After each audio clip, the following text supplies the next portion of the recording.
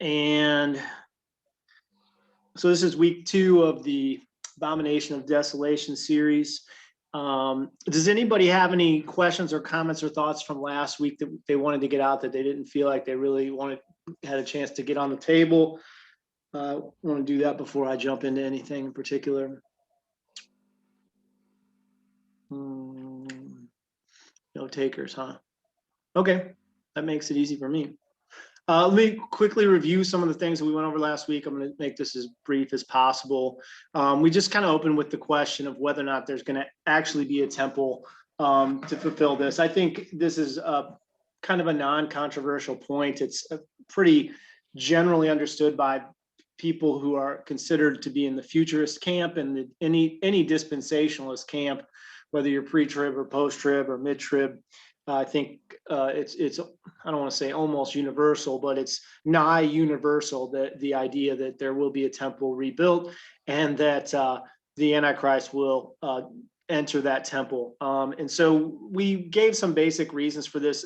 I think this is just kind of warm up for us, but 2 Thessalonians indicates that the Antichrist will go into the temple house itself, which would be, again, I said, kind of strange if the Antichrist were taken to be a real figure, but the temple was taken to be a figurative concept there, a spiritual concept. We talked about what would it mean to be desolate or have a desolating event if there's no actual temple being defiled. We also talked about Daniel's audience in which this prophecy and language originates is coming out of an immediate history of a real temple being destroyed in that case.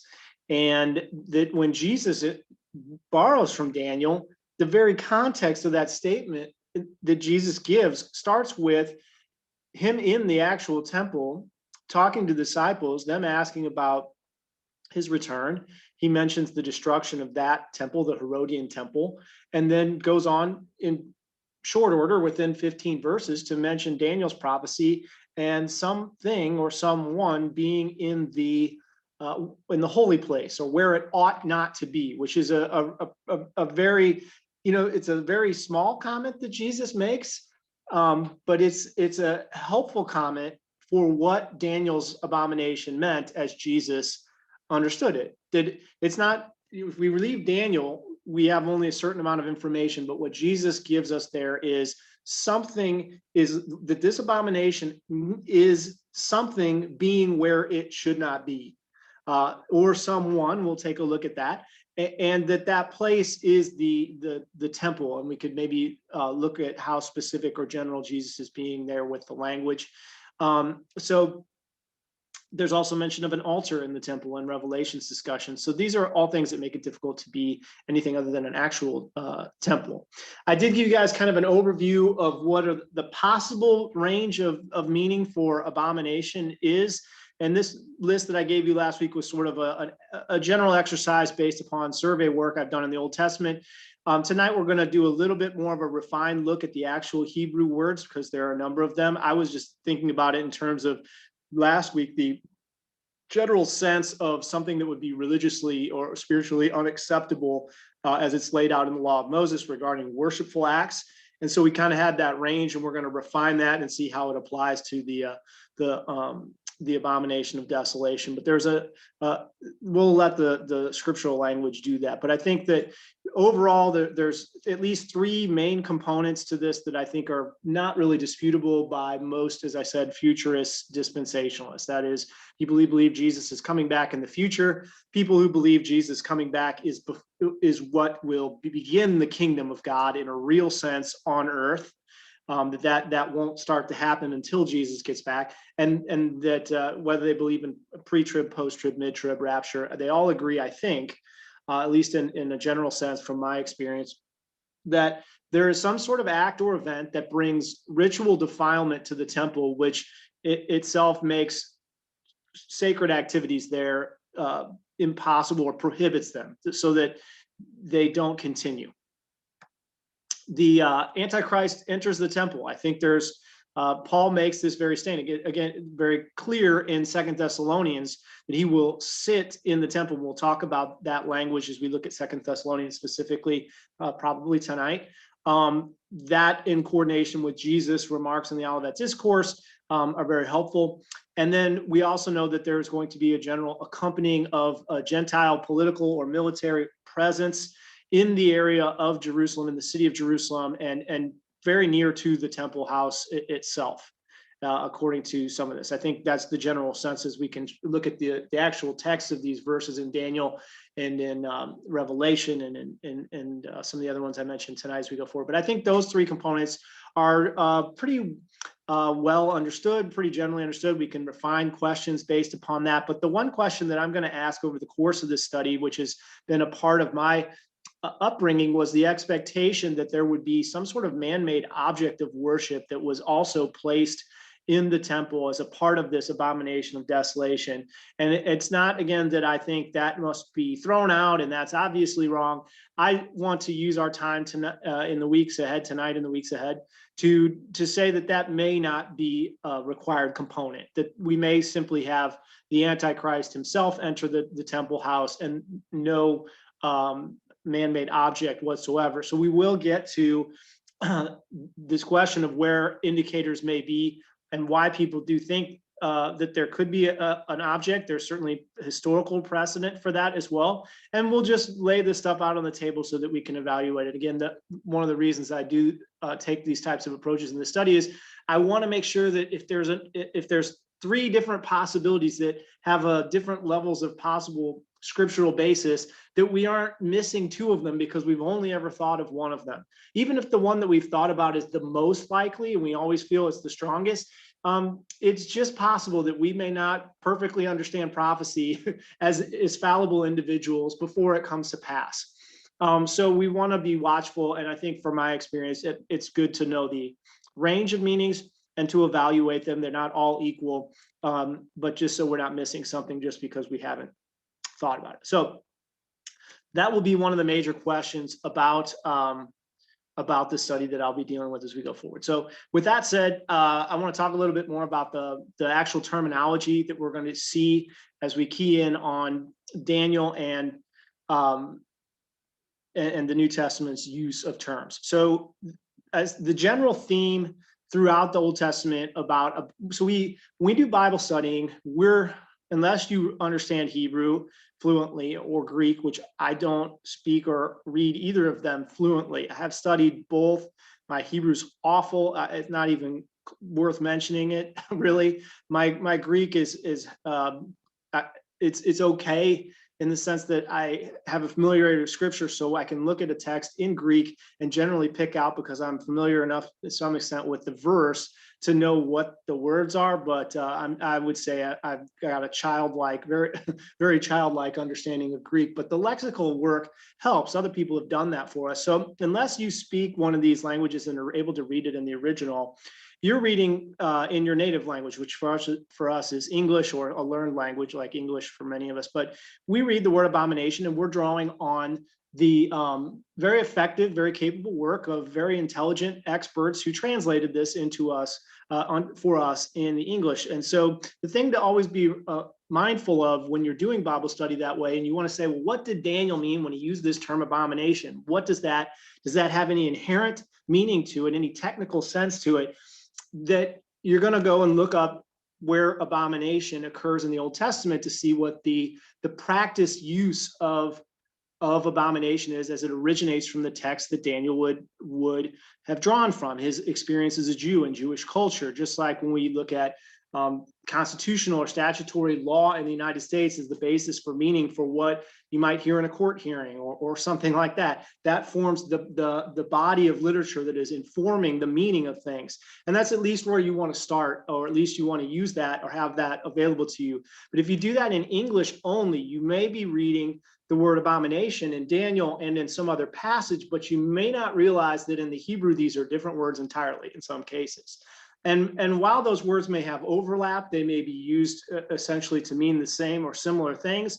It is also possible, and it is certainly the case, that sometimes Hebrew and Greek words are used in the Bible with specificity and distinction in the Greek or Hebrew, where the English translators did not always maintain that distinction of use when they translated it into English and preserved that in the English words that they chose.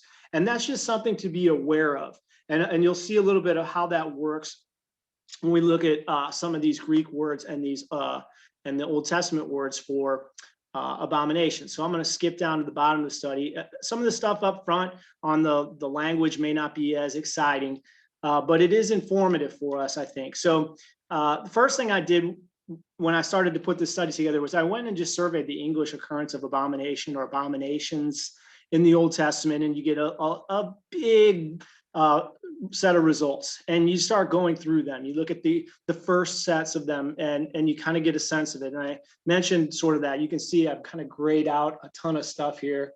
That's a lot of the stuff I'm pulling from, all the way through to Ezekiel, et cetera, et cetera. But if you look at that list, if I slow down enough so you can see it, this is just English. I don't know if this word abomination in Ezekiel 18:12 is the same word Daniel used in Daniel 9:27. Could be, could not be.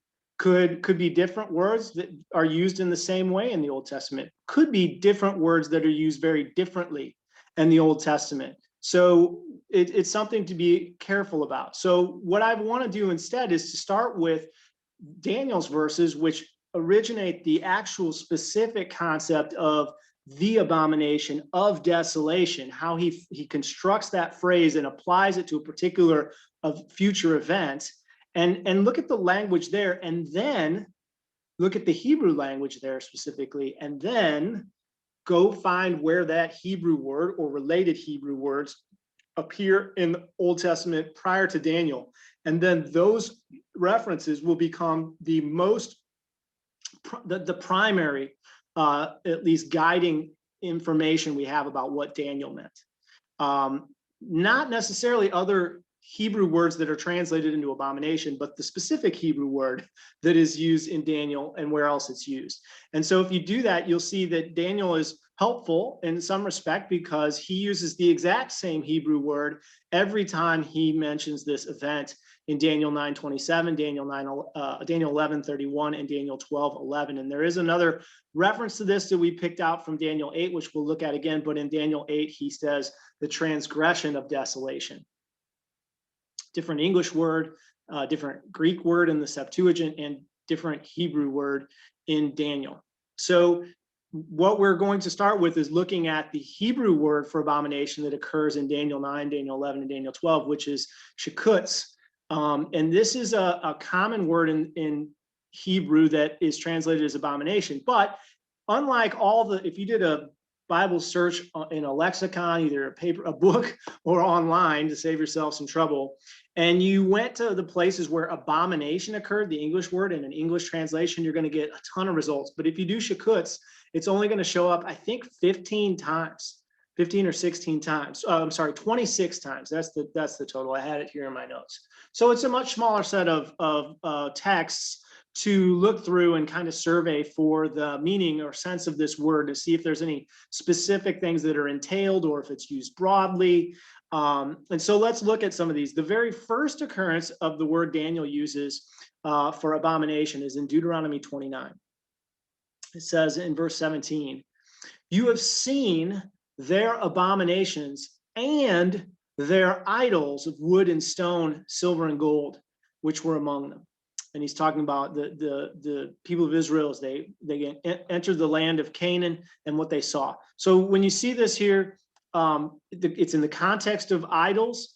It's not clear if these two words, idols and abominations, are meant to be references to the same thing, or if they're meant to be two different things that are related, right? Man and woman are often used in the same sentence. They're not references to the same thing. But if you said husband and father, that's probably reference to the same thing, right? So we don't know here if idols and abominations have a relationship like man and woman, or if they're meant as synonyms for the same thing like husband and father. It might be different aspects or of the same thing. Then we move on from there to, so this word is not used very much in the books of Moses. I think Deuteronomy 29 is the only instance of it. But then we move forward quickly to the books of Kings. where we find in 1 Kings 11 that Solomon built a high place for Chemosh, the abomination of Moab, and Molech, the abomination of the children of Ammon. And then in 2 Kings, it repeats some of this in chapter 23, verse 13, talking about Ashtoreth, the abomination of the Sidonians, and Chemosh, the abomination of the Moabites, and Milcom, the abomination of the children of Ammon. Now, I want to pause for a second here. When you see it in just this context, what is your sense of what it could mean?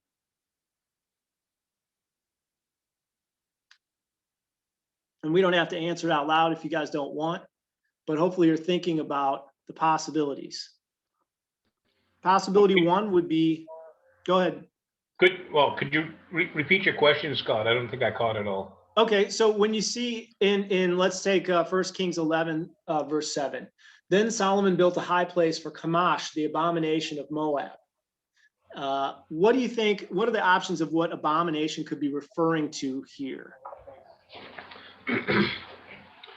Well, I'm just kind of stepping out of that a little bit, Scott. When I think of the word Daniel used, abomination, I think in what my mind runs to is, okay, we have to look at the context in which that word is actually used. Yeah. And are there other instances within the scriptures that would basically keep the same context, like, he's using the word abomination in conjunction with sanctuary. Mm-hmm. So one verse that kind of jumps out at me is when you look at Ezekiel chapter 5, verse 11, you see that there is something there that I don't know if you have it there. Yeah. It talks about detestable things with thine abominations. Mm-hmm. So when I think of the word abomination, I think in terms of keeping it in the context where it's associated with the sanctuary. I agree. Yeah, I think that's really critical. Go ahead. I'm sorry, I didn't mean to cut you off. No, that's okay. That's it. That's a really important point. You want to look at the specific contextual use. So like Hebrew, like any language, has the ability to take on technical meaning when they use it in a particular way. It also has the possibility of being used broadly, in which case then you have to look at the specific instance of use and other immediate context that an author is using to assign particular meaning to a word that may have broader applications in general. And so we're going to have to do both, as Kevin's pointing out. We want to survey the original use, the other broader use, in this case is only 26 instances, and we want to hone in on the specific instances where that term is used in a similar context to the specific details of Daniel. And so Ezekiel 5:11 is going to be important in that respect. And so we don't have too much ground to cover to get to that. So Scott, go ahead, John. Yeah. Well, you asked the question about if I were reading in Kings, what that might mean. How would I understand that word abomination be used there, right? Mm-hmm. And to me, it seems like it's referring to the god of the whatever the people group is, right? So they did Solomon build a high place for Chemosh, the abomination of Moab. So there it goes through and it names the person of or the god of that particular group. In the hill that is before Jerusalem, and for Molech, the abomination of the children of Ammon. So the antecedent for abomination is the actual god, right? Yeah, and that's the thing I wanted to bring out, because certainly could easily. Enoch, did you have something to say? I saw that you're unmuted. Yeah. John just took the words out of my mouth, so it's still on my tongue. But that's exactly what I was going to say too. That it looks like the gods of each nation. So we're talking not only. Obviously, there's some cases where it's talking about idols, but this is almost seems to be reference to the actual gods, Chemosh, Milcom, and Ashtaroth, the specific gods as the abominations itself. Right. Which I would, I guess, piggyback. One other thing I would just add to it as a possible side note. Many of these gods, Ashtaroth, Chemosh, Milcom, if you look back historically in the origins of some of them, they have their roots in a lot of the things where, the Nephilim time, during that time period, and some of their historical backgrounds come from these Nephilim gods that they were worshiping, which in a sense in some other literature, these Nephilim gods or these Nephilims were called abominations because they were these abominations. They weren't direct creations of God. They were this half human, half angel. So in some other texts, and Enochian texts, they talk about them being called abominations. So it's just first time I've ever seen this verse that looked at it that way. And here, sure enough, these gods are called, abominations kind of thing. Yeah. And so one of the things that the reason I paused on this, which you guys saw where I was going, is when we think of abomination and what we're evaluating in the study is ultimately going to be one of the important questions of the study. This, and I intend this to be, is the abomination of desolation simply the human figure of the Antichrist and maybe an angelic being with him going into the temple, or does it also involve some sort of man-made object of worship? And when we ask what the word abomination is, these passages from 1st and 2nd Kings allow that the idea that the word abomination, the very word Daniel uses, can simply be used to refer to the being that is the object of worship, the actual personal being. In this case, Chemosh or Molech or Milcom or Ashtoreth, not necessarily the object that they were worshiped through, but the being that was sort of reflected in that object. And again, this isn't proving any case. It's just making sure that we understand the different possibilities of this application. So when we continued through 2 Kings 23, we get to verse 24, which says, it talks about the workers of familiar spirits, the wizards, the images, which is an interesting term, and then the idols and all the abominations. So this is, again, a set of things, right? A wizard is not the same thing as an idol. A familiar spirit is not the same thing as the human medium that tries to speak through them. So here an abomination is listed in addition to the word for idols. And so again, it may indicate that idol and abomination are not always used to be the same thing, which again allows for the possibility that abomination may not refer to the idol or the object itself, but rather the God. Go ahead. Sorry, thought somebody was chatting. So in that case, those are the practitioners, potentially? It could be either the practitioner or a reference to the spiritual being as well. Gotcha. So you might think of, you've got the familiar spirits, you got the human mediums or wizards, you've got the images or idol icons that they use as a part of their reliquary, or they're using them as talisman or as a devotional tool, and then maybe also a reference to the actual gods. You could substitute in some of these cases just the English word God, or the Hebrew word that's used for the gods of the nations in here, right? The God, Chemosh, the god of the Moabites, or whatever it would be, right?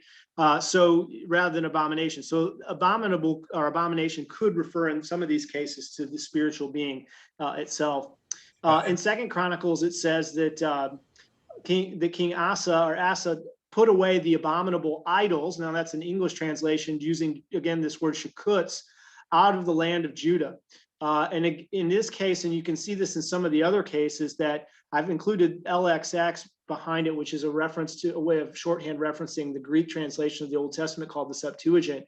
And here we have this word abomination is this new Greek word, which is the same exact word that Jesus uses in the Gospels to restate Daniel. It's actually the word that's used in the Greek translation of Daniel. So if we keep moving, and we're going to get so we can get to the passages that as Kevin said, are using this word in the same context, in the same kind of thing, we would get to Jeremiah. So why is, we ask what Daniel means in Daniel 9:27, why is Jeremiah potentially an important reference point for us if we're looking at Daniel chapter 9 and the use of this abomination there?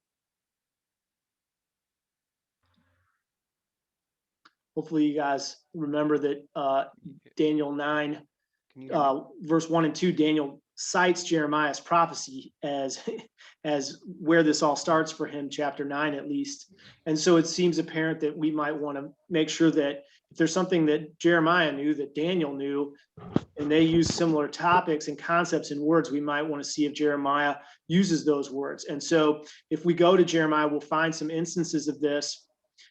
In Jeremiah 7:30, it says, the children of Judah have done evil in my sight, saith the Lord. They have set their abominations in the house, which is called by my name to pollute it. Right? So there's a reference to the temple house and the pollution. So this seems to fit in that sort of that category that Kevin is talking about, where it seems to be very contextually, the actual specifics in the verse seem relatable to some of the mentions that we see in Daniel of the sanctuary. And now we have an abomination that is set in the house. So again, we want to know what that word abomination means. I've also taken a look at the Hebrew and Greek words for set. What is set, right? Is this, when we use the word set in English, it's typically something you do to an inanimate object, right? Or you might set your child down if you're carrying a baby, but we don't typically use that to refer to autonomous humans being set somewhere. It's not a commonly used word. It's not that it's incorrect. It's just we would typically use some other word because set is a passive type. Something is set. They don't set themselves in a location. At least we don't typically use the word that way. So this word by itself in English conveys things. We're going to kind of map a little bit what the Hebrew and the Greek words are. In the next passage of Jeremiah is not as closely related. It talks about their spiritual lewdness and harlotry, their abominations on the hills and the fields. And then he talks about woe to Jerusalem. So this is similar or akin to what we're talking about with Solomon. Is not relating to the temple itself, but to things that were going on outside in the hills around Jerusalem. In Jeremiah 16:18, it says, they have defiled my land. So we're seeing this recurrence of the idea of pollution or defilement. They have filled mine inheritance with carcasses of their detestable. That's the word shiqquts. So sometimes when you see the word abomination or abominable in these verses, that's an English translation of a different Hebrew word than the one Daniel uses in his phrase, abomination of desolation. And that's why I've got these lexical numbers. Whenever you see 8251, that's shiqquts. That's what Daniel used. Jeremiah 32:34, they have set their abominations, shiqquts, in the house, which is called by my name, to defile it. And then Ezekiel 5:11, which Kevin mentioned here, thou hast defiled my sanctuary with all detestable things, shiqquts, and with all abominations. So I've got, again, the Greek lexical number after this to show when that appears. This is a New Testament word that Jesus uses for abomination to refer to this. And then Ezekiel 7, verse 20, they made the images of their abominations and their detestable things therein. And so this, I think, is also referential to the temple. So not trying to draw any premature conclusions to this. I just want to make sure that we've gone through that to do our homework. And so we still don't know, again, even if you look at these and the words that are showing up as they set some abomination in the house of the Lord, depending on what the actual Hebrew and or Greek word in the Septuagint is, that word set could have the meaning of an object which is passively set by someone else, or it could be the idea of ordainment or positioning or appointment. And we'll see that terminology in the New Testament. Just by way of example, so you can understand the significance of this, we're going to look at Matthew and Mark's record of Jesus' reference to Daniel, where he says, when you see the abomination of desolation, in one account, the way the Greek is phrased, it indicates that a personal being is standing where they shouldn't be in the temple house. In the other phrasing, it could be a person or an object. It's not the way the language is used in the Greek. It doesn't convey personhood or not. So that's what we're wondering here about these same passages, or the same similar English phrasing in the Old Testament passages. Is this an object that is passively set, or is this a human being who is positioned or appointed or located standing in the temple? And whether abomination could be used to refer to a personal being. And again, because of the nature of symbology, it might end up going either way. So let's see here. I'm going to skip through this and now we're going to get into, I think I'll read through these verses in the New Testament, just so that we can see this, where the same Greek word that's used in the Greek translation is appearing in the New Testament. Here it is, and we're going to look at Matthew and Mark a little bit in a minute, but here's those two verses that I just read. In Matthew's version says, Jesus, citing Daniel, says, when you therefore see the abomination of desolation spoken of by Daniel stand in the holy place. Mark says, when you see the abomination of desolation spoken of by Daniel, the prophet, stand where it ought not. And then when we get to Revelation, we see these applications of of the same word. The harlot, Babylon, this woman depicted in chapter 17 and 18, she has a golden cup in her hand full of abominations and filthiness of fornication. So, this is obviously some kind of figurative application. She doesn't have a cup full of spiritual beings or a cup full of idols. It's standing in here for some general sense of religious, spiritual, inappropriate behavior and infidelity to God.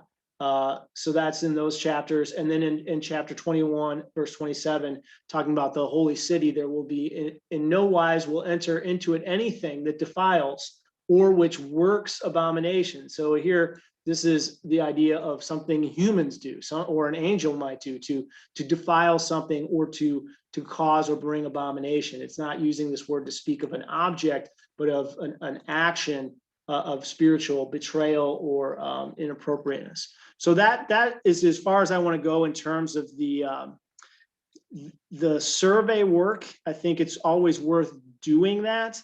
And I encourage you guys to go back and double check me and look at these Hebrew and Greek words yourselves if you like as well. But I want to go further and begin to actually do the breakdown here on how these words are used, as Kevin said, in the context. That's the most important thing, is how does Daniel use this? How does in the specific case? So let's go through each of these. Like I said, there's 4 mentions of this event in Daniel, and then there's the mentions by Jesus in the Olivet Discourse as captured by specifically Matthew and Mark.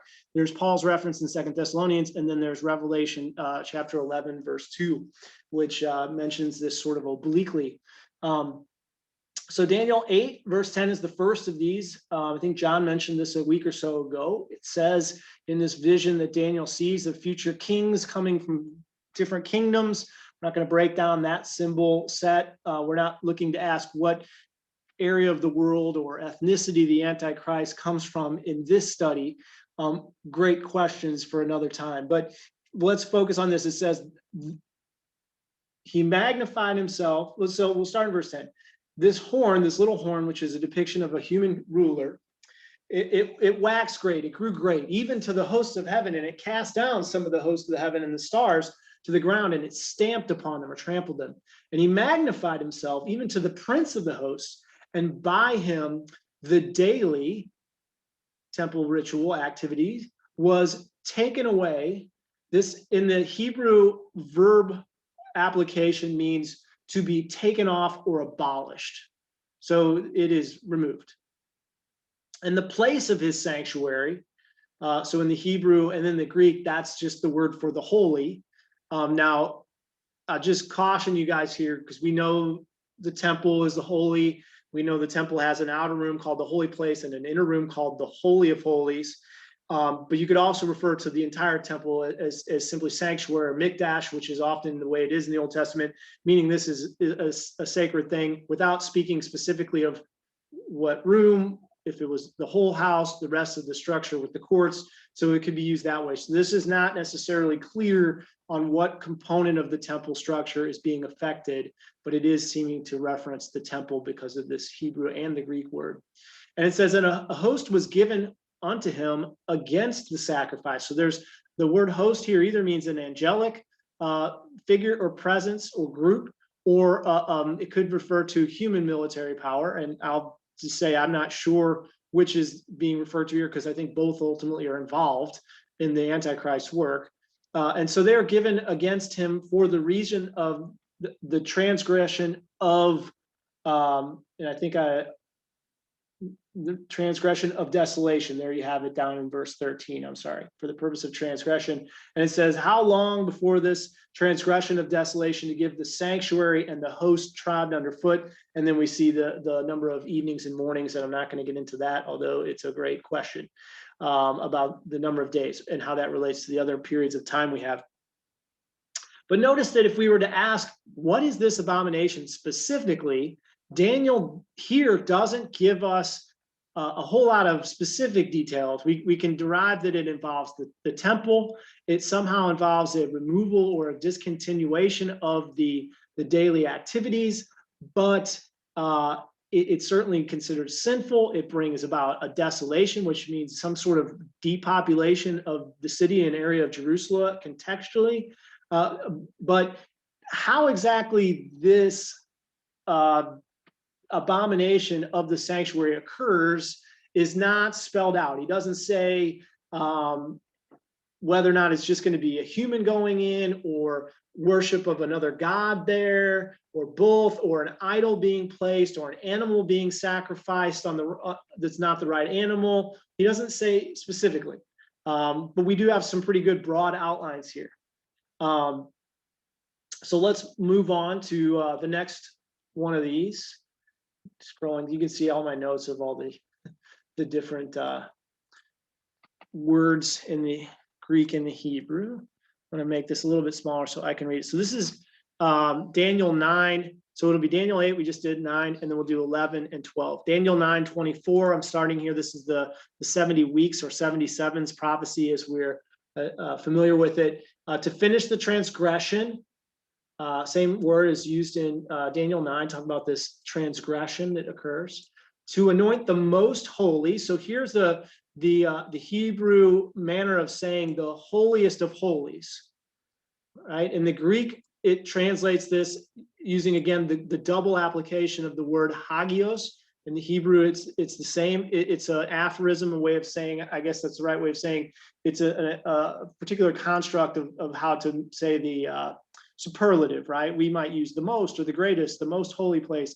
And the way they would construct this in Hebrew and Greek would be to say the holy of holies, or so you're of all the things that are holy, this is the most holy. That's what they're saying. And so this kind of hones in a little bit about some component of that's although verse 24 here is not necessarily talking about the abomination. It's just mentioning some anointing of the Holy of Holies, or some people even take this in reference to the Christ. But if we go down to verse 26, we're going to start seeing the in-context specifics that, again, Kevin pointed out rightly earlier, referencing the sanctuary. Verse 26 says, after 62 weeks, the Messiah will be cut off, but not for himself. And the people of the prince that will come will destroy the city and the sanctuary. This is the same, similar terms. Again, I think Hebrew is slightly different word than is used in Daniel 8, but the same word is used in the Greek, hagios. The end thereof will be with a flood, and to the end of the war, desolations are determined. Now, I think most people in this group certainly, and probably most futurists, understand or take verse 26 to be a reference to the first century Roman destruction of the city and the sanctuary, which I think is correct. And then we get to verse 27. He will confirm the covenant with many for 1 week. In the middle of the week, he will cause the sacrifice and the oblation to cease. That fits very well with Daniel 8's reference to the daily activities being removed or stopped in some sense. Here we have the Hebrew hifil application, meaning to cause, to cease, to remove, or to put an end to. And then we looked at this peculiar phrasing, or at least we mentioned it, for the overspreading of abominations, he will make it desolate, even till the fulfillment or the fullest, and that which is determined is poured out upon the desolate.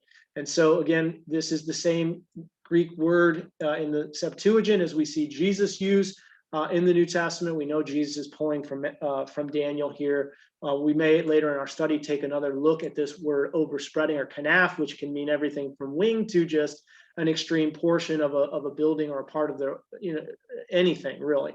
So we might want to know, is this having to do with the wings of an angel or something like that, or just the part of the building where this event happens in the temple? And we might look at that further in the future, because that may be a specific that we want. But again, like Daniel 8, Daniel 9 doesn't give us a specific description of the exact event in which the daily activities are stopped.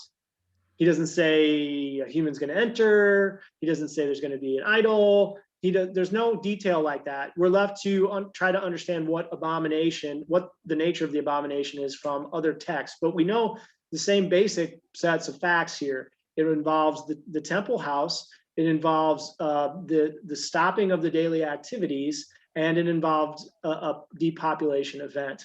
And so that we can come away with for sure. Then we go to Daniel chapter 11, verse 31. And here we see arms will stand on his part, talking about this future ruler, and they will pollute the sanctuary. Again, I'll skip the specific terms here. And they will take, again, meaning abolish or remove the daily activities, daily sacrifice. So this is interesting. We now in Daniel 8, we had this mention of a host that would stand on his part to do this. Here we have this word arms in the English, which in the Hebrew is a reference. I think I had it just written up there.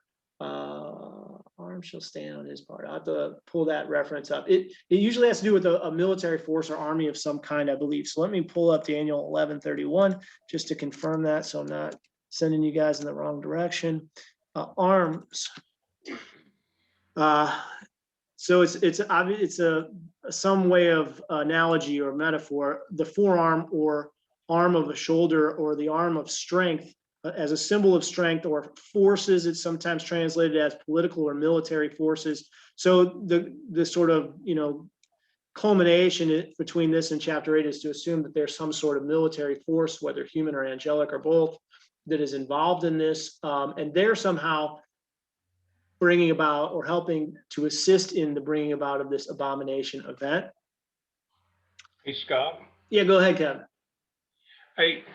Are you aware of a historical event that took place in 168 BC with a man named Antiochus Epiphanes? Yes, and we will. I intend to cover that event as well as some of the other similar historical events, because we want to make sure that we're taking those things into account. But there's some very strong parallels there that could be informative for us that we want to be aware of. So yes. Yep. So I'm going to segment that off, and we'll cover the history at a different point after we get through the basic biblical information, if that's okay. But that's important to point out. We do want to do that because these events were part of their history. Jesus was certainly aware of that when he cites Daniel in the New Testament. And just to make a short point on that, some people point to the books of Daniel and these prophecies and say, well, they refer to this Antiochus IV Epiphanes, who 167, 168 years before Jesus' birth came and did this abomination, and that was it.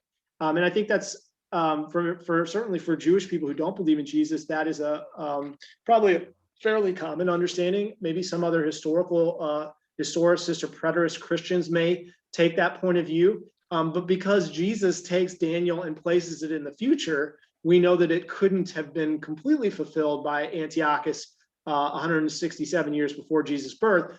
But that event could be informative for the Jewish population that Jesus is speaking to as to what this would be or what it might look like. And so we're going to want to take a look at that. So here in Daniel chapter 11:31, it says, these arms which will stand up on his part to pollute the sanctuary will place the abomination that maketh desolate. So this is interesting because in the English we see the word place. In the Hebrew, again, we have to ask, and also in the Greek Septuagint, is that what this word means? In the Hebrew, the actual Hebrew word here means to give, to bestow, to grant, to put, to set, to appoint, or produce. So there's quite a range there that could either be applied to an inanimate object that is set somewhere, or to a person that is put in a certain position or appointed or comes forward. We'll see that in other instances. Now in the Greek, it's the word didomai, which is simply to give. They will give the abomination that makes desolate. And that may work very well with Revelation 13's reference to the false prophet saying to the people that they should make, right? So there's the they, that is producing something here. And again, the general tendency is to take that to be a man-made object. But I'm saying that in the Hebrew here and in the Greek, it's not clear that it could only be applied in that way, right? But I'll explain that more. So we know that the temple is defiled by forces. That's helpful. And we see this language about they will place. And we need to ask further what that means. So now let's do the last one from Daniel 12:11. From the time that the daily sacrifice or daily activities are taken away or removed, stopped, and the abomination that maketh desolate is set up. So we're going to pay attention again to these words set up or placed, because that could inform us that this must be a passive action taken to an inanimate object, or they could allow for and be used in other applications to mean something a human being is or is done with a human being. Again, the same Greek word didomai, which simply means to give, and the same with this word in the Hebrew, which has that range of meaning that I mentioned earlier. So in here you can see it in the Hebrew. This is the word Nathan, which simply means to give. It's the common Hebrew word for to give, and it has this various range of use.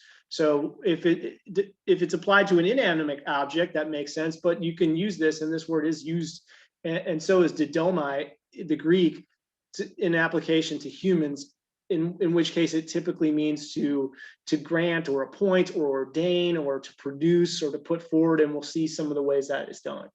So that takes us to the Olivet Discourse. These are very short references, but again, I think it's very helpful that Jesus tacks on a simple comment here that this involves something being where it is not authorized or sanctioned to be in the temple, something being in the temple that shouldn't be there. That's helpful because it does fall within the range of meaning what Daniel says, but it's not necessarily spelled out in Daniel particularly, but it is at least confirming something we probably picked up. So I want to note this is from Wikipedia, and again, I'm no Greek grammarian, but I have studied Greek enough to understand that it has this property of language, as do many other languages, including English. But some of the fully inflected languages where everything, I always think of Spanish. It's my go-to.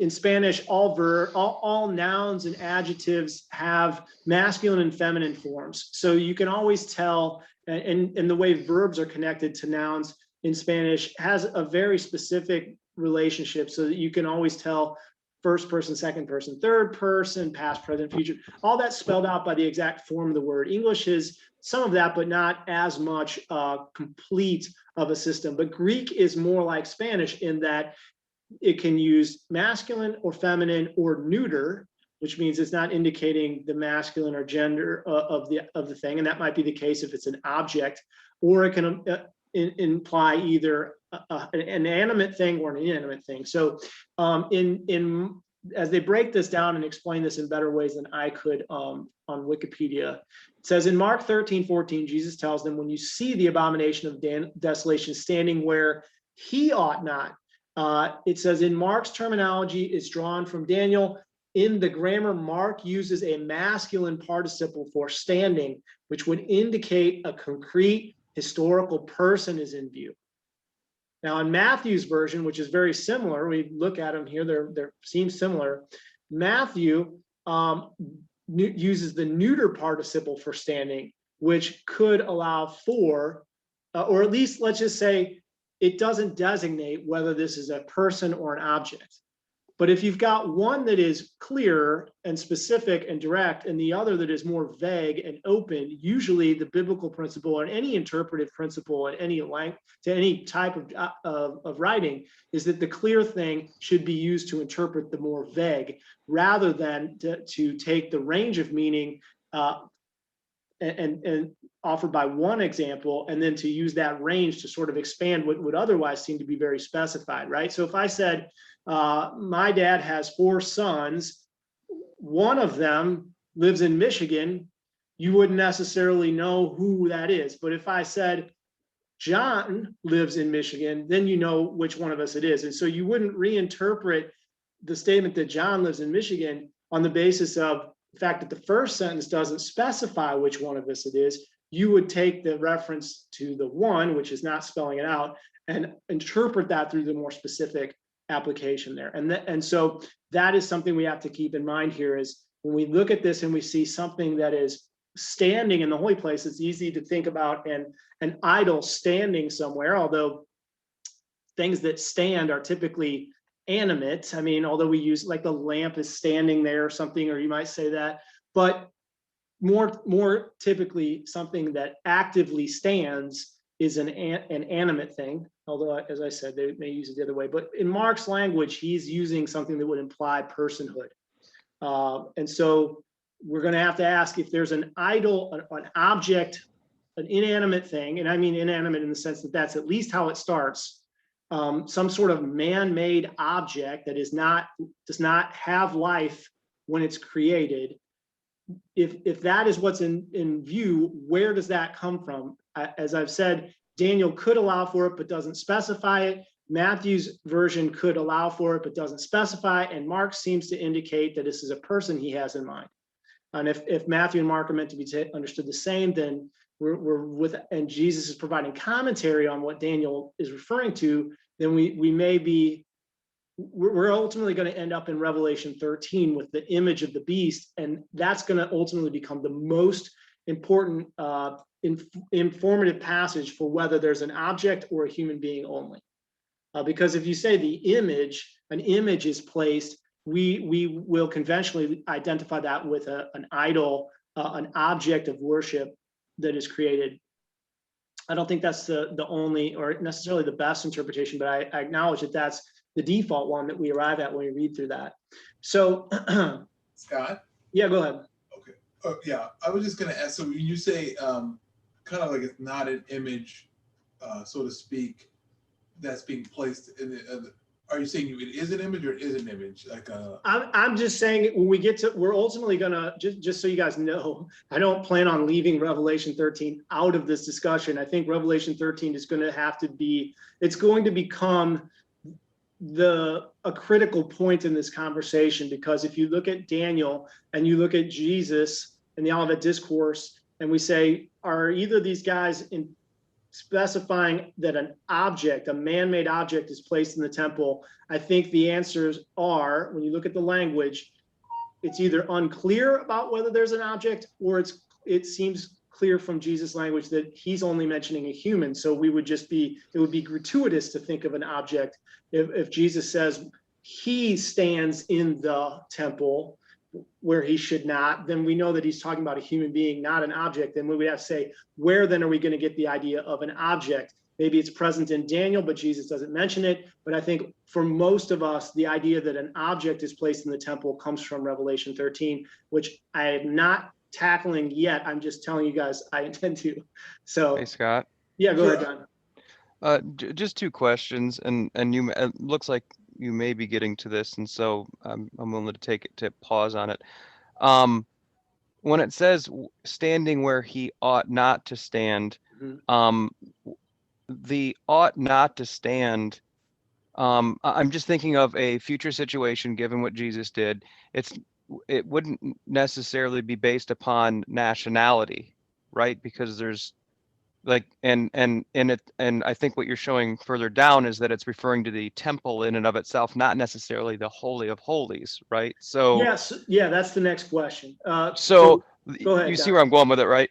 Yeah, it's based upon something about this person that's abominable potentially, or what he's going to do, not necessarily him being a Gentile or yeah. So let's pause and consider that for a second. Yeah. I just want to get back to Enoch. Before we move away, did we cover what you were trying to bring up first? Because I also believe that it's more than just an inanimate object placed there by the very nature of Revelation 13, saying that it's an image to let us make something, but it says he is able to cause this image to breathe or have life, or it says in the Greek, give breath to it. In other words, so I would ask if we could just hold our comments on Revelation 13 till we get to that, because we're going to have to spend some time on that language, and the points you're bringing up are the points that I want to discuss, and I'd rather finish our thoughts on this first and then get to it if you don't mind. At least Sure. give me a little bit more time tonight to finish this Oh, up. Good. I'm just getting All too anticipated. Yes, but no, I'm glad that these things are going through your head because they have to be addressed, and I certainly don't want to leave them out. But to get to Don's question, then, Mark doesn't specify in Mark's in the case of Mark saying standing where it ought not. Well, I mean, that's informative. It means the nature of the situation is that something is where it shouldn't be. Right, and that could be either locational, or it could be the person itself ought not to be standing there, or Well, the it certainly thing. seems to be there's a locational problem here, right? That the infraction occurs by something or someone being in a location that they should not, by God's assessment, be. That seems specific enough and helpful. And what Matthew provides in this case is where that location is, which is the reference to the holy place. Now, we would conventionally we might be tempted to take that phrase, the holy place, as a reference to either the outer room or the Holy of Holies. And I think most people take it to be a reference to the outer room, the holy place, rather than the Right. most holy or the Holy of Holies. What I want to show you guys really quick here, again, I don't want to dismiss that possibility, but look at how this phrase, the holy place, is used in other occasions in the New Testament. Acts 6, verse 13, that talking about how they set up false witnesses, I believe, against Stephen, saying that this man does not cease to speak blasphemous words against this holy place and the law.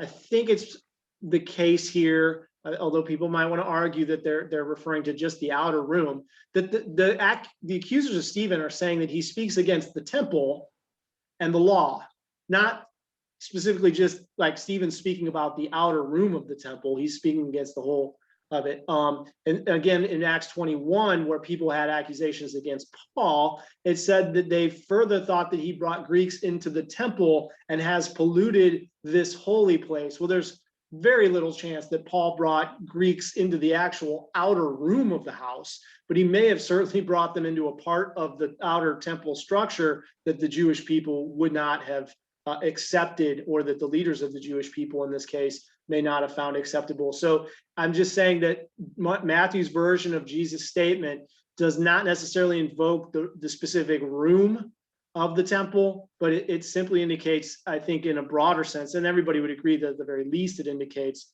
the temple is what is, somehow the Antichrist is in the temple where he should not be. And again, we're doing a lot of work to get to something that's not particularly controversial, as Paul seems to tell us exactly this in 2 Thessalonians, using the specific word for, in Paul's case, the house itself. Whereas in these sense, it doesn't seem to be specifying particularly. And then you get to John's larger question, which is, I think, probably the more interesting question, which is, why is this guy not allowed to be there? Right, because there wouldn't, I mean, we have other stuff we've talked about, but there wouldn't necessarily need to be a Holy of Holies in this temple this time around, potentially. There also, is no real information on that. Well, I think, right. generally speaking, when you talk about the construction of a temple house, you would assume that it has the basic components that the temple house itself had, unless you're otherwise specified. And there's nothing here that indicates that there isn't a Holy of Holies, but it's not clear to me that that Holy of Holies, even if they build it, is in significant use. Right. I'm just not sure about that, but I wouldn't want to draw any definitive conclusions. But go back to your, And just real quick, at this point in time, there would be no prohibition. I mean, well, I'll ask the question: would there be any prohibition with this temple in this period of time from a Gentile believer being in that area? Yeah, well, it's my understanding is that in the New Testament, and certainly this may have been what caused Paul some problems, is that anyone who believes in Christ has access to the temple when it stands. He seems to, something in Acts occurs, which implies that that's what Paul's perspective was based on his actions that they observed. And the other is his writings. Is it Galatians or Mhm. Ephesians where he says that the wall of partition between Jew Yep. and Gentile has The been middle broken wall. down? So there's nothing about being in my assessment, that would mean that there's nothing about the Antichrist being a Gentile, and some people think he's Jewish, but if he were a Gentile, which I'm inclined to think he is, or he'll be identified as a Gentile, but maybe he'll try to identify himself as Jewish. But in either case, even if he is a Gentile, there's nothing about that would be an infraction in the new covenant standard, maybe an infraction for Jewish people who don't believe in Jesus, but it's the fact that he doesn't believe in Jesus. He's not really a real follower of Jesus. Right. Of the apparent reason, which again, not very controversial, that's the reason he can't be there. That God's like, this dude is not belong, in the same sense that the New Testament writers will talk about how when we meet together as Christians, there are people who were coming in among them or among us in that general sense that were stains and blemishes that really shouldn't be part of that life. They didn't have any real inheritance in the life in Christ Jesus because of their ways and their wickedness. This guy, in a very literal sense, should not be in the temple because of his wickedness. He should, and not simply because of his ethnicity, whichever side he falls on. He shouldn't be there just because he may happen to be Jewish, or if he happens to be Gentile, he's not condemned because of that specifically. Go ahead, Enoch. Yeah, I guess I would agree with it, but I guess I still believe when it talks about the Holy of Holies, what we were talking about earlier, it seems to imply to me that it fits well with what Jesus is saying is he should be standing where he ought to be, that no matter whether he's Gentile or Jewish, anybody would see where this person stands, that he should be standing where he ought to. Hey, and Enoch. To me, be the most clear to me is if he is standing where perhaps the Ark of the Covenant used to be, or something, or where some area in the Holy of Holies where it would be clear right away, in that sense that he is. You don't think it would be clear if he went into the outer room? Wouldn't Christians object and Jews object just for him going into the outer room? Mm-hmm. I have a quick question. What about in the time, wasn't it just as bad when in Josiah's time that they set up altars, secondary altars next to the altar, even in the courtyard? So, I'm just saying it doesn't necessarily mean there has to be a holy of holy place. I guess you're saying it defiles the actual house, but Well, I'm saying we know from Paul's language that the house itself is involved. I think that's clear. The question is, a precision issue of which room is he going, how far in is he going? But I do think, to get to Enoch's point, that if he were to go into any room, outer or inner, but certainly the outer room would qualify, in my understanding, as Christians would object to this if they're followers of Jesus, put it that way. Followers of Jesus would object to him going to the outer room, and so would non-believing Jewish people would object to a Gentile or a non-believer going to the outer room. Unless they've accepted that this guy is the Jewish Messiah, they may be okay with it. But I think that may in fact be the nature of the abomination in and of itself, is people accepting. It's also what he says, what he does when he does get there, where he says he will declare he is God and is God, and in that spot. And it just seems like, coming to, the second Holy of Holies room and saying that would have some input, but to go directly where he goes to the most holy of holies, and basically him standing there, an image of him on the world, seeing him at that spot would instantly be like, whoa, okay, what is he doing there? Even before he speaks, it's a great defilement. Whereas I get that either way would be a defilement, but it seems like if the way it's described here, that he goes there and stands there. That's the part that I just want to note, that linguistically, if we say based on what the text describes here, what you're saying, the Holy of Holy place is possible but not warranted. So I would be inclined to accept what you're saying. I'm just not satisfied that there's any particular indicators in the text that he goes to the innermost room. There's nothing in the language itself, when I look at it specifically in practice, that means or requires the Holy of Holies. I agree with you that it's possible, but I wouldn't agree if the assertion was the text indicates he goes into the outer room. So I just want scripture there with that 2 Thessalonians, it says, so that he as God sitteth in the temple of God, showing himself that he is God. I mean, now one, That's a stronger point, because when God sat in the temple, he sat in the inner room, right? So that's a better point than, so yes, if that's what you meant, I missed, but yeah, I think that's a better point. yeah, I mean, like where Sure. he showeth himself that he is God from just even a visual, That's a good I guess. point. Yeah, That- I that think is you've like, made I don't a good know case. anything he says, and possibly it says that he as God, meaning Elohim or whatever. If we're talking about, we get into linguistics or whatever about Satan himself as an angel being an Elohim or whatever you want to say. But anyway, this person showing that he's this or that, and then he just shows, where he sits, that he shows himself that he's God, and then obviously it just seems that it could be either one. He could do that in the front, in the second quarter or whatever, and still do that. It would both be defilement. It just seems like it would have more oomph. So let me just clarify. If I'm going just by Matthew and Mark, I would not think that it required the innermost room. But as Enoch points out, just to be fair and to acknowledge this, when we look at 2 Thessalonians, which we're about to do, that idea could be specified by Paul's language in Thessalonians, which we want to look at. So I just want to pause for a second. It's 8:10. I know we've been going over. I'm happy to continue. I enjoy going over it, but I do want to acknowledge that sometimes people need to get going. So if you do need to get going, or if you want us to can it for the night and then we'll pick up next week, I just want to pause to give people a chance to express that, or if we're okay all with going forward. I have a question on the study, and I will be leaving here shortly. Okay, so we'll give you a chance to get that out. Yeah, if you don't mind. So give me 1 second. Let me just get everybody else's take on that larger question. Maybe we should do prayer requests first and then just continue maybe like we do. Okay. Is that okay with everybody else? Yeah. Okay, so Very good. actually, if I do that, then the recording gets interrupted. So if you, what I'd prefer to do then is just wait and do prayer requests. And then if people need to get going before we get to prayer requests, then I'll email you, or you can email me the specifics so I can include that tomorrow, if that's okay with you guys. It just causes, for the purposes of putting this online, it's harder to do if I stop and then restart.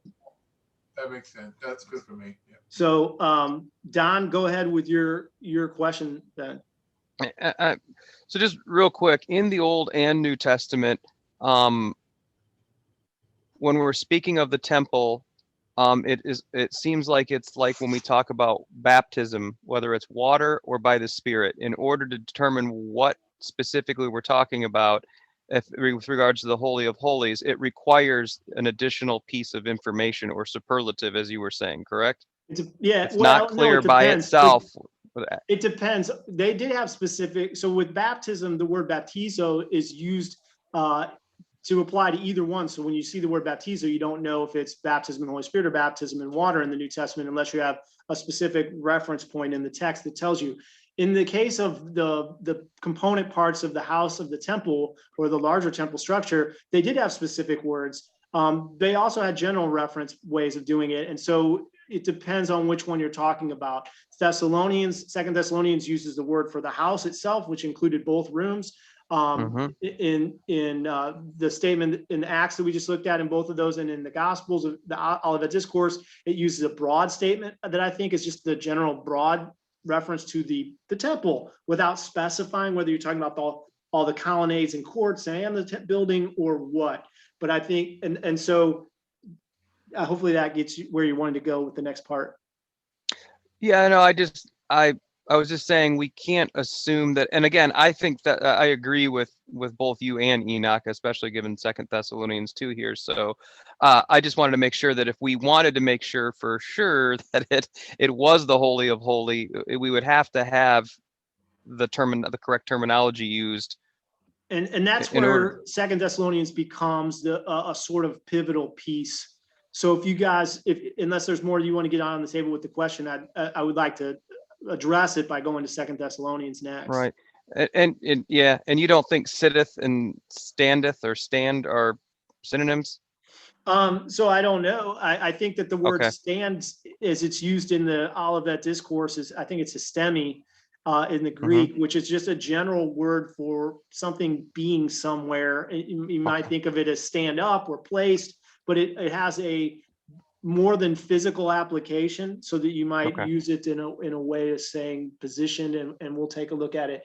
But now we got to look at the word sitteth, which is, or at least the English word sitteth, and what's behind sitteth, as Paul There were uses no it. chairs. There were no chairs in the temple, so how could he sit? Right, well, unless he attempted to sit on the mercy seat, if there was such a thing. But I agree with you, that's kind of a problematic issue.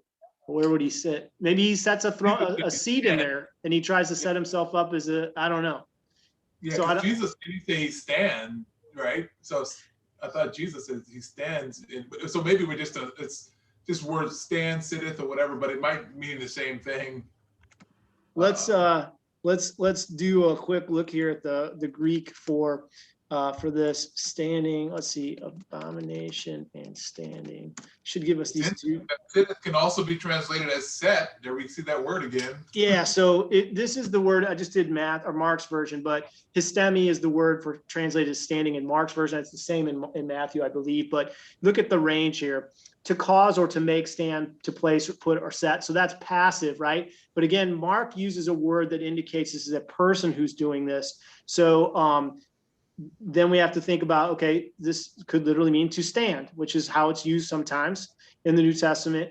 It also has to do with the idea of being steadfast or not hesitant or continuing, like it's standing, like it's still standing, like it's in a continuous sense, and yet it stands. And so I'm embellishing to help you guys see the range of meaning for this word. And if you were to look this up, it's 158 times that this Greek word occurs in the New Testament. So enjoy that survey work if you want to. But it also means to stand in the presence of others, to stand before the judges. So it could either be something that is stood up there or a person that stands there. And Mark seems to indicate a person is involved. Matthew's is more open to which this would be the case. But then we get to Paul. So let's look at 2 Thessalonians and get to the verse 4 and see what this word is. Kathizo, to sit down, so look again, there's a range of figurative and physical meanings. To make, sit down, right? Or to set or appoint. There's an intransitive use of it. To make one's abode or to settle down, right? So in Thessalonians, Paul could either be saying literally this guy physically takes a seat in the temple, or it could mean that he positions himself in the temple, or he claims the temple as his headquarters, his operational room. So again, I'm not trying to come down dogmatically on any particular one of these, but I first and foremost just want to know what the range of possibilities is here, so that if the Antichrist does show up and he sets a chair in there and says, this is my throne room, I'll be like, that would work. Or if he simply walks in there, claims it as his own, and then leaves, I can be like, well, that might work too. I don't want to be pinned down because I haven't researched that part. I wanted to back up a little bit to what Enoch was saying with regard to someone actually approaching into the holy place, not the Holy of Holies, but the holy place. There was an instance in Israel's history where Uzziah tried to go into the temple and burn incense, and there were like fourscore. It's in 2 Chronicles 26, 16 through 18, where he went into the temple to burn incense, but there were like fourscore priests that went after him to get him out of there. He didn't belong in the temple, and he was only in the holy place trying to burn incense. And so the priests went in there to get him out of there. So he was also, even though he was a king, he was not supposed to be in the temple. And he may have been, I think he might have been of Jewish descent. And even though he was of that ethnicity, his place was not in the temple. And like the priests went in to get him out of there, and they were not very happy with that. Yeah, so I'm scanning through you can see I pulled up this verse. It's got the English on the left, which the Strongs are all queued to the Hebrew, and then on the right is the Septuagint. And I'm just kind of scanning through the Septuagint here to see if I can make out if we've got that word histemi in here or kathizo, and I'd have to take more time to do that here to see. It's all Greek to me. It doesn't seem like the actual language is implying sit or stand. It's just that he went into the temple. So we'd have to see what word the Greek is using for went into the temple, and that sort of thing. But I do think Kevin is right to bring this instance up. This is a possibility of this guy going in there. I think there's more implied by Paul's statements in 2 Thessalonians, and not that Kevin was denying that, but I do think this is relevant. The idea that he's going to go in there either to hey, I'm going to come in and worship God too. We're all worshiping the same God, all right? I mean, you call him Yahweh, I call him Apollyon, it's the same God. Whatever he says, right? That could very much be a part of it, and it's good to keep this in mind, because this is another one of those instances. Uzziah is certainly standing in a place where he ought not, right? In the temple. Yeah. I mean, and this is Azariah and 80 priests. They go in there to get him out of there. They don't want him in there. Yeah, and it's just a great, the Jewish people would have been aware of this, right? So when Jesus says that the abomination involves someone standing in some part of the temple where that person is not allowed to go, it's not because nobody could go into the temple or any part of the temple. There was only certain people could go into the temple, and certain people could only go into certain parts of the temple on certain times a year. So it's about the who and what they're doing and when they're doing it. And so we need to keep those range of meanings in mind, so we don't get pinned down to one or the other. Ultimately, I think that if we're watchful, we'll be like, oh, that if that's happening, we'll be like, yeah, okay, that qualifies. You don't want to be over there going, well, he technically didn't sit down.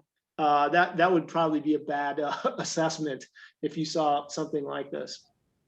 But look at kathizo is used to talk about the scribes and the Pharisees sit in Moses' seat, or Jesus sitting on his throne in glory at the right hand of God, right? So it could mean not only a physical sitting, but in the case of, in these cases as well, it actually is just conveying someone putting themselves in a position of authority, right? Jesus sitting on the throne of God, or those who sit in the seat of Moses.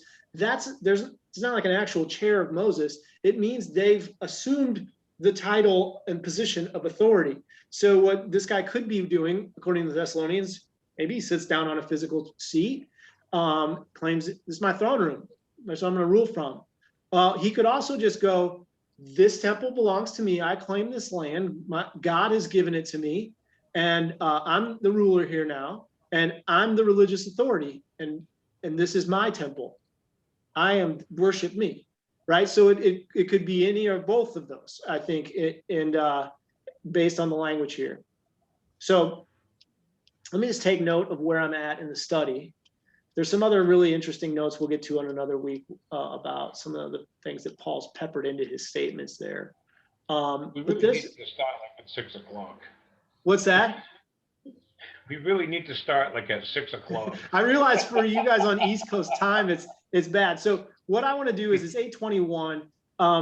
Where I'm at in the presentation information gets us to Revelation 13, which I think we'd be better to start next week when we're all fresh, earlier in the evening. We can think through some of the stuff if we want to come up with other questions that bouncing through our heads from tonight, and then prepared to take a look at Revelation 13,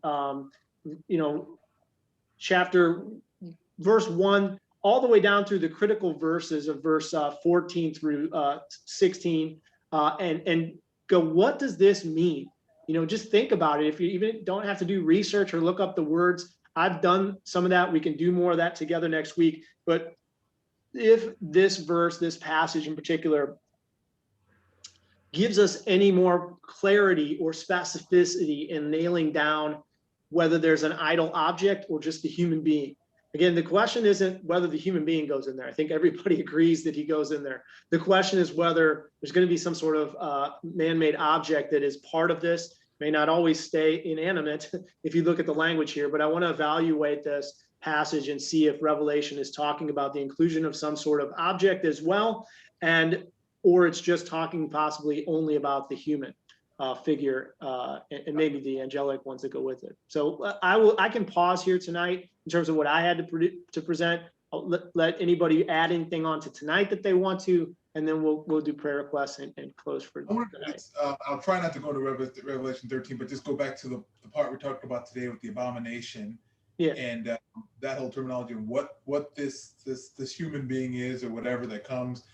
I guess I would just like to flesh out some ideas that I see a little bit of what I was saying earlier. Can we do that next week instead? Can you, because I'll just open the floor at the beginning, because we'll tackle Revelation 13 first. That'll be our prime target. And then you can lay out, your take on it then. And that way we'll have time to do that, if that's okay. Sure. Yeah. So that's fine too. Yeah. Because it could probably relate to the 13 and stuff. I'm just thinking out loud here on some of the stuff too. But maybe you could answer a question that is kind of a little bit different than what maybe we're talking about. Maybe answers related to it. That 2 Thessalonians, that verse we were just talking about. I am a little confused on it about myself. Just like where it says, "As God," he said. I mean, is Paul saying that this like I don't know what it says. So that he as God sits in the temple of God, showing himself that he is God. I mean, just Paul's language is obviously he's not saying that this person is God, but the way he puts it, the way he kind of says that, is he a God or an Elohim or something like that, just the language, or is he just saying that that's what he is claiming, that he exalts himself above all that is called God, that is worship, so that he as God. And that part kind of threw me off a little bit. What is Paul saying there, or at least your takes? My take, and I think everybody could get in on this, but I'll give you mine first, is that he's going to proceed in there with the hubris as if that only God himself would go in there with this kind of like, I'm going to use the word irreverence here, because if it's God's house, there is nobody else to be reverent to. God can go in there, and it's like, this is my house, right? Jesus could go in there, go into the temple, and that's his house, right? But when you walk into someone else's house and you act like it's your own, that takes a certain amount of hubris. And this is the temple of God, the God of Israel in Jerusalem. So he's walking in there unabashedly, something that only God would treat that way. Even the Israelite priests and kings, the ones that were faithful, there's this reaction, just like there was to Uzziah, like, this is God's house. Nobody walks in here casually. You don't stroll in like you own the place. And I think that's the sense of it at the very least. That's probably not controversial.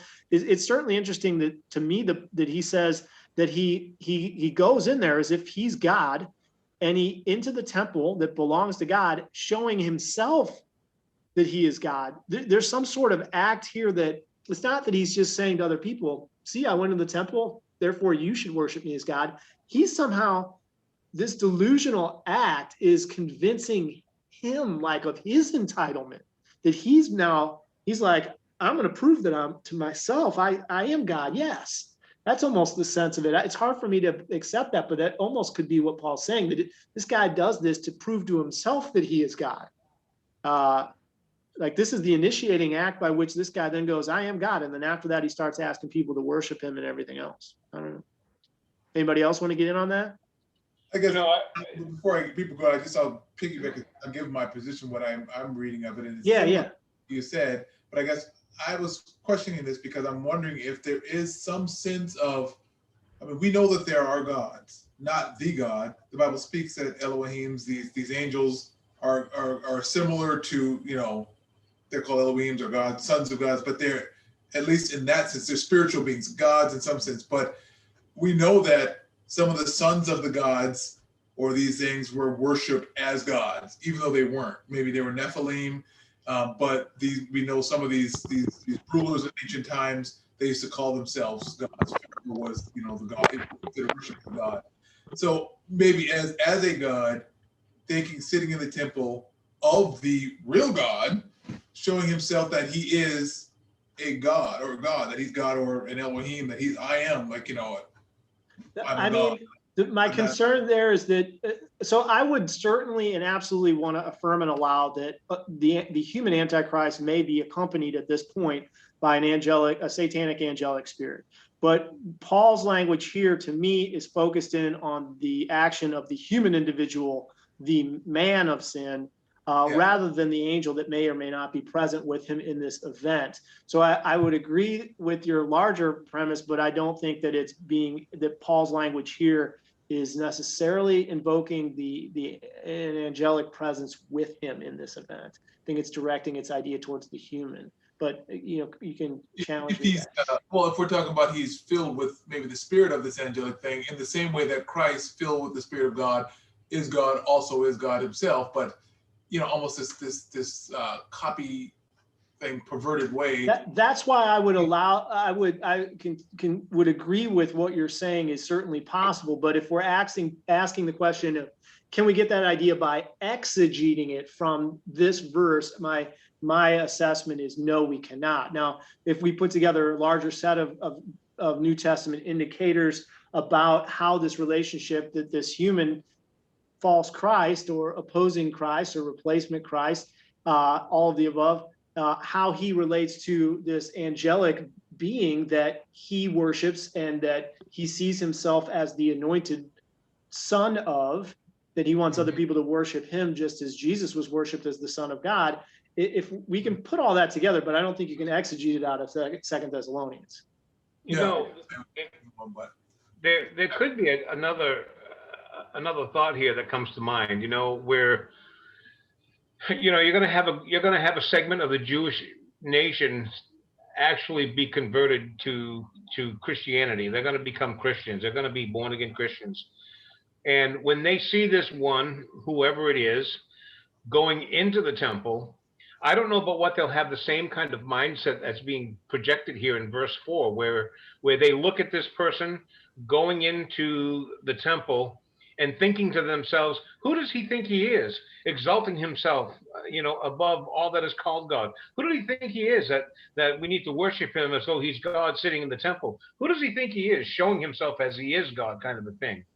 And thereby turn from having anything to do with the temple or with their brethren who are not converted to Christianity, but rather fleeing now at this point into the mountains and turning their backs on this whole thing to do with worship, with the Antichrist, him trying to draw people unto himself.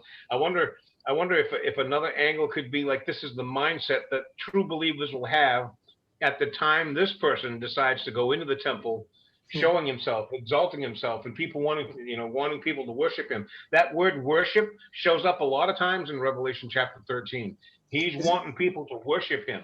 Is this proskuneo? Let me see. Not that it matters. It might be just the general Greek. But yeah, oh no, so this is, did I get the right word? Sabasma.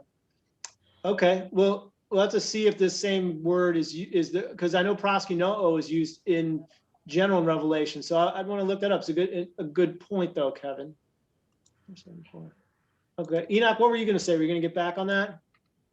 No, yeah, I agree with Kevin with what he was saying too, that there's probably some sense where, regardless of what he is, in that there will be a clear understanding that maybe both obviously Christians and then obviously Jewish Christians and stuff like that will see that, whoa, this is there's a problem here, that he's clearly, he's gone overboard.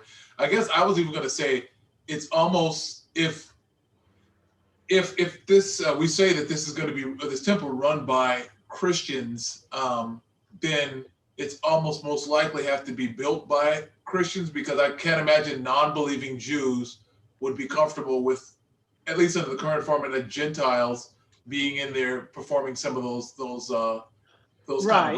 kind of things. So it would almost have to necessitate that it has to be a Christian temple with other Jewish Christians, because if it was like we think, the people today that think, okay, the Jews are going to build a temple, that non-believing Jews are going to build this, it almost necessitates that if we believe that Christians are going to be involved in this, that it most likely won't involve, unless there's some way that I can't see how they would feel comfortable with, non-Levite. Right. I think that, so in this context, I like to use the term followers of Christ or believers in Christ, because the term Christian is certainly originates as a New Testament application in Antioch that for a predominantly Gentile group who believe in the Jewish Messiah.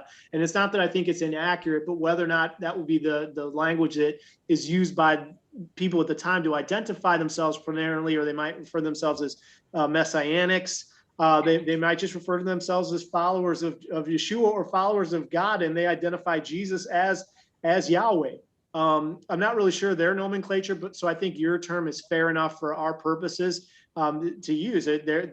But I agree with you. Whether you think the temple is, they really have to make this choice that I think we covered somewhat in our Two Witnesses study. Is this temple going to be constructed by people who do not believe Jesus is Messiah, or people who do? Or it's hard for me to imagine a cooperative because both of those groups are so passionate about what they believe that they typically are excluding the other one for good reasons in their own point of view. So if this is something that's constructed by people who do not believe Jesus is the Messiah, obviously they're going to have particular problems with Gentiles doing this, and the possibility of a Antichrist coming in who he is or isn't Jewish.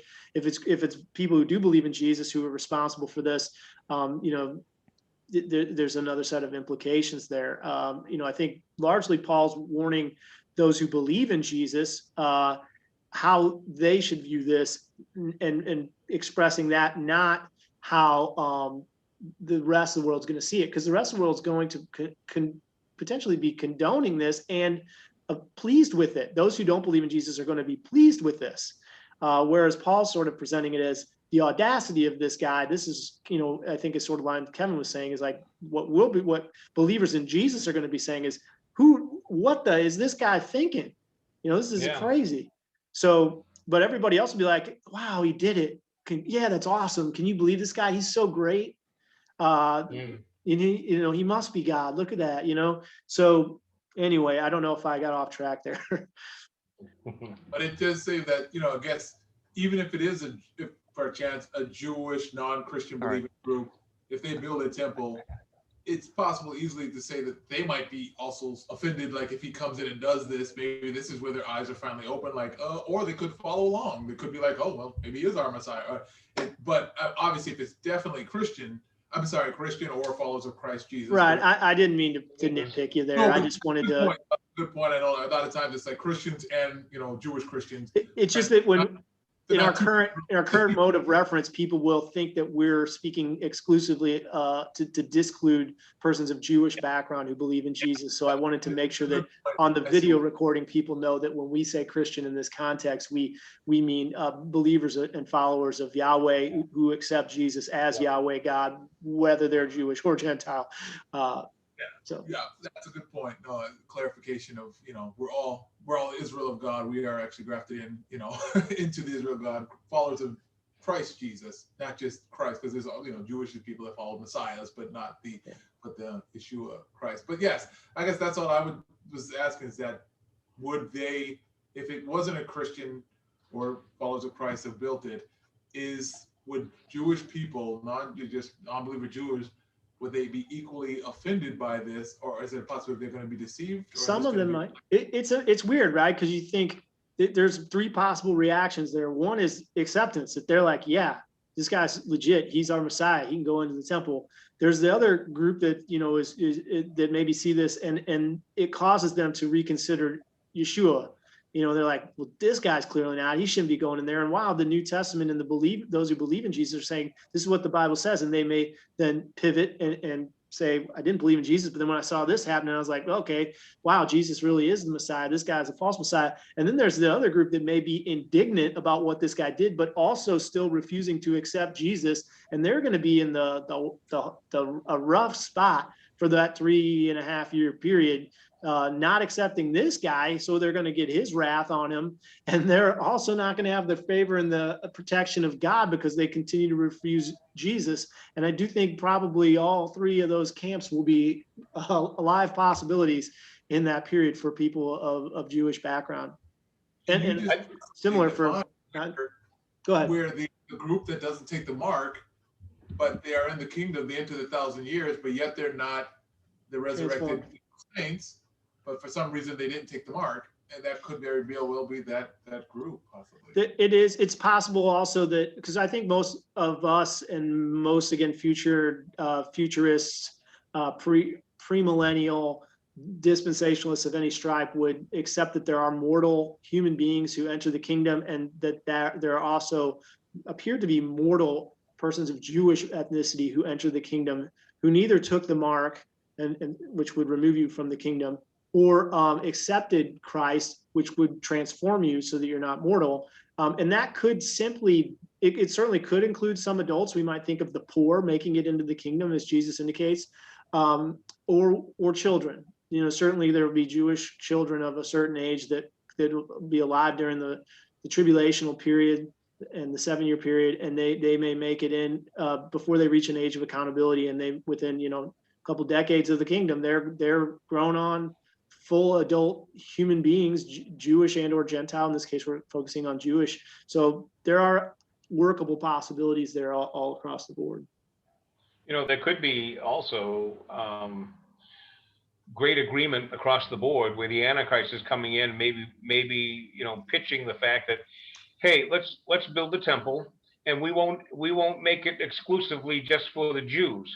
We'll actually invite other people in as well to participate in this place of worship, and thereby create some agreement across a bunch of ethnic groups that would oppose a building of the temple. And you could almost see where the temple could be used as a way to marry politics with religion, where that will actually come together and be presented here at the temple somehow. That certainly, the marrying of politics and religion is something the Bible, I think, depicts is going to happen with this guy. This is certainly what you're proposing is certainly one way you can imagine that kind of coalescing. It certainly could be that, on the one hand, I have the idea that I tend to lean towards, but again, I'm not dogmatic about it, that this will be something that God does through the two witnesses, through believers in his son, and that it will be interrupted and infiltrated by this man, even though the people responsible for constructing this temple will be in opposition to it. The other possibility is that he facilitates it somehow by saying to Jewish people, look, we'll build it here. We don't necessarily have to destroy the Dome of the Rock. We'll build it. You guys can use it functionally, but we'll also use it as a tourist spot because people from the other faiths will come here and want to see it and reverence it and see, what the Jewish beliefs are. And then at some point in there, he's building his prestige and his prominence. And then he decides one day he's going to walk in and make a different statement.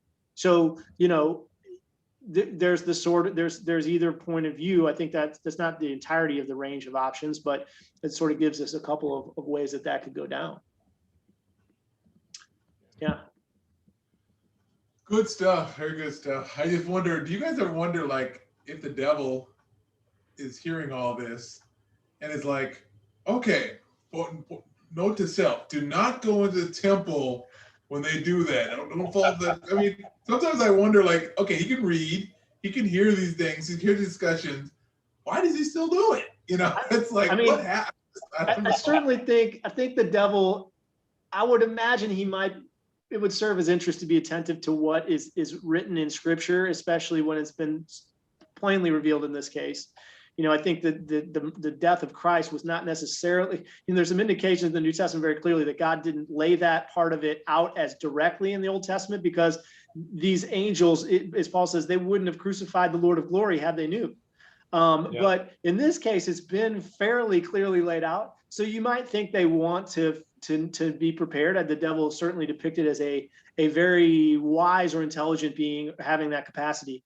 Whether or not he's paying any attention to anything any of us are saying, I really would doubt. I mean, I don't think we're necessarily, as far as I know, or anyone else in the world who's talking about this. The devil's like, I got people checking out what all the Christians are saying in case they got a beat on this that I've missed. I think he's, I doubt that.